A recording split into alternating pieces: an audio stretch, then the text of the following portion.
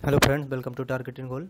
Friends, सरकार दोबारा से जो भी खाली पद हैं उनका ब्यौरा ले रही है और वो ब्यौरा लेगी तो इसका मतलब है कि वो नई भर्तियां भी निकालेगी।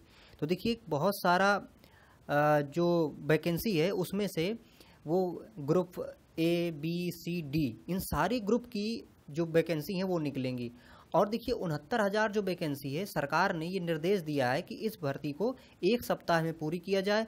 और अगली एक सूचना है कि जो 2020 अभी जो कोरोना वायरस जो प्रभाव में है, तो इसकी वजह से जो बच्चे पैदा होंगे वो बहुत ही संक्रमित हो सकते हैं इस कोरोना वायरस से। तो देखिए, जो खाली पदों के ब्यौरे की बात है, तो सरकार क्या कर रही है कि जो भी समूह का, खा, गा और घा, इन सारे समूहों की भर्ती सरकार नए सिरे से निकालना चाह रही है। तो इसके लिए मुख्यमंत्री योगी आदित्यनाथ द्वारा क्या किया गया है कि जो भी सरकारी विभाग हैं, सारे सरकारी विभागों से रिक्त पदों का ब्यौरा पुनः मांगा गया है और कहा गया है कि जो भी का, खा, गा और घा, ये सारे जो भी हैं सेक्टर, तो इनमें से जहां जितनी वैकेंसियां खाली हैं उनका प्रत्येक विभाग ब्यौरा दे।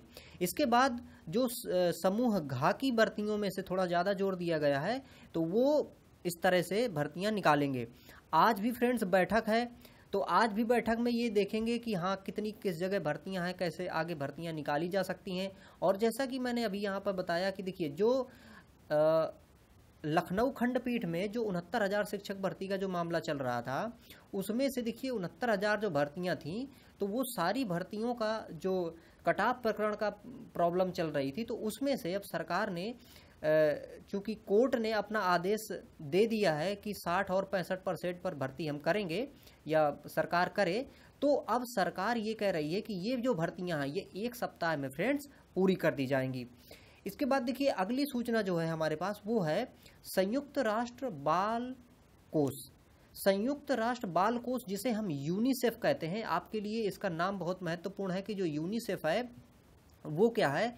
तो यूनिसेफ एक बच्चों के लिए फंड रिलीज करती है, मतलब कि वैश्विक लेवल पर बच्चों का स्वास्थ्य अच्छा हो सके, उनकी देखभाल अच्छी हो सके, उसके लिए यूनिसेफ क्या है, जिम्मेदार है। तो यूनिसेफ क्या कर रही है कि एक आंकड़ा दे रही है। और देखिए, अभी जो लॉकडाउन है, तो लॉकडाउन में अधिकांशतः लोग घर में हैं, तो इसकी वजह से भी प्रजनन दर जो है बढ़ने की बहुत ज़्यादा संभावना है।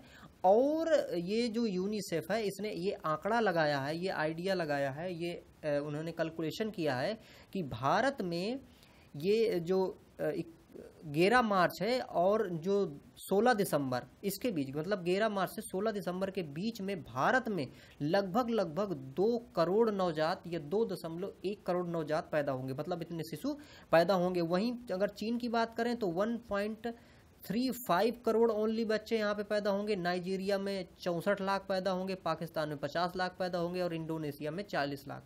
तो इस प्रकार से अगर हम देखें तो विश्व में जो सबसे ज़्यादा रेशियो है, सबसे ज़्यादा जो जन्म रहेगी, वो कहाँ पे रहेगी, अपनी इंडिया पे रहेगी। तो उन्होंने ये कहा है कि ये जो कोरोना वायरस चल रहा है, ये इसकी वजह से एक तो बच्चों की ज़्यादा प्रजनन दर बढ़ गई है क्योंकि लोग घरों में ही हैं, और दूसरी चीज़, ये जो बच्चे पैदा होंगे इनमें संक्रमण की बहुत ही ज़्यादा संभावना रहेगी या फिर ये बच्चे संक्रमित हो सकते हैं। एक फैक्ट यहाँ पर और भी है कि देखिए, 10 मई को मदर्स डे मनाया जाता है, तो आपको याद रखना है ये कि 10 मई क्या होता है, मदर्स डे होता है। तो इसी मदर्स डे के पहले पहले इन्होंने ये सर्वे जारी किया है कि जो कोविड-19 है, कोरोना वायरस है, उसकी वजह से किस तरह से बच्चों पर प्रभाव पड़ सकते हैं।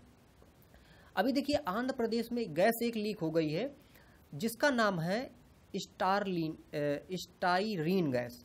ये स्टाइरीन गैस कहाँ प्रयोग की जाती है, जब हम रबड़ की समान चीज़ें बनाते हैं, जैसे कि पाइप बना देते हैं ये सब, तो वहाँ पर ये स्टाइरीन गैस का प्रयोग होता है। स्टाइरीन गैस बहुत ही खतरनाक होती है। अगर कोई व्यक्ति उसके संपर्क में आता है तो वो उसको बेहोश कर देती है, उसको उल्टी होने लगती है, बेहोशी आने लगती है, सांस लेने में तकलीफ होने लगती है, और यदि ज़्यादा समय तक वो उसके संपर्क में रहता है तो उसकी मृत्यु भी हो जाती है। तो आंध्र प्रदेश में 11 लोगों की मृत्यु इसी गैस के रिसने के कारण हो चुकी है। क्योंकि देखिए, ये